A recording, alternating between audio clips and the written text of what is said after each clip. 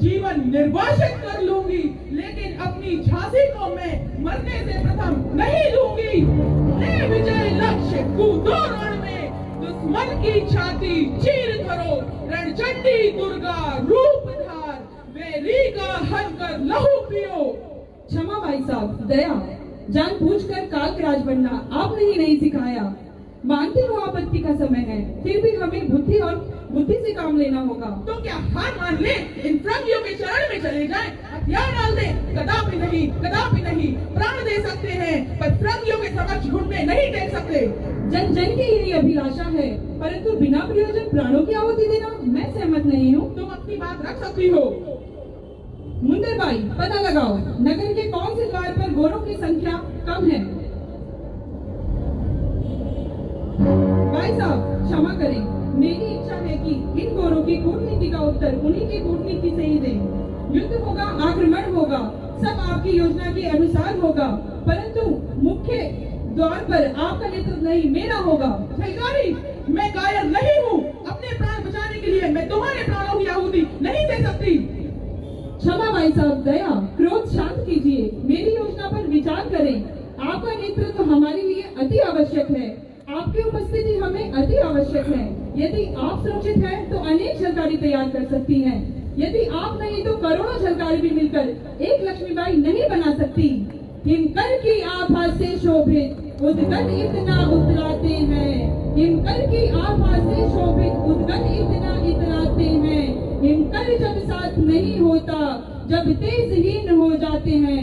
महारानी जी, यदि सुरक्षित हैं, झलकारी अटूट बना लेंगी। अनेक झलकारी मिलकर भी एक महारानी बना ना पाएंगी। झलकारी, मैं तुम्हारी पहेलियां नहीं समझ पा रही हूँ। साफ साफ कहो, क्या कहना चाहती हो? भाई साहब, आप गुप्त मार्ग से विश्वस्त सैनिकों के साथ झांसी से बाहर जाकर सैन्य बल एकत्र करेंगी और अंग्रेजों से उनकी कूटनीति से उत्तर देंगी। हम तब तक झांसी में आपकी प्रतीक्षा में गोरों से मोर्चा लेंगे। पुनः वापस आने पर अपनी महारानी का धूमधाम से स्वागत करेंगे। नहीं, मैं जानबूझकर तुम्हें मौत के मुंह में नहीं धकेल सकती। भाई साहब, ये भावुक होने का समय नहीं है। आप शीघ्र मेरे निवेदन पर विचार करें। जब तक गोरों को पता चलेगा, आप झांसी से काफी दूर पहुंच चुकी होंगी। झांसी को आपकी आवश्यकता है। भाई साहब, आप निवेदन स्वीकार कीजिए।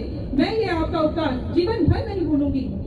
बहुत चतुर हो सखी, मेरे जीते जी झांसी की रानी बनना चाहती हो, तो मैं तुम्हारी यह इच्छा पूरी करती हूँ। भाई साहब, झलकारी तेरा ऋण बहना ये धरा चुकाना पाएगी, तेरे शोण की रक्ताभा पा धरा धन्य हो जाएगी। भाई साहब, शीघ्रता करें, गोरों की सेना अभी ओरछा फाटक पर है। आप पिपली दिशा में भांडेरी फाटक से निकल जाएं। वह जगह सुरक्षित है, वहाँ की सुरंग सामने दाईं ओर से है। भाई साहब, गोरों की सेना आ गई। भाई साहब, गोरों की सेना आ गई। ओरछा फाटक से बढ़कर तिलियानी बजरिया की ओर सैयद द्वार तक आ चुकी है। बस्ती के लोग डटकर उनका मुकाबला कर रहे हैं। झलकारी, तुम? मैंने समझा भाई साहब खड़ी हैं। तुमने भाई साहब का रूप क्यों बना लिया? भाई साहब कहाँ है?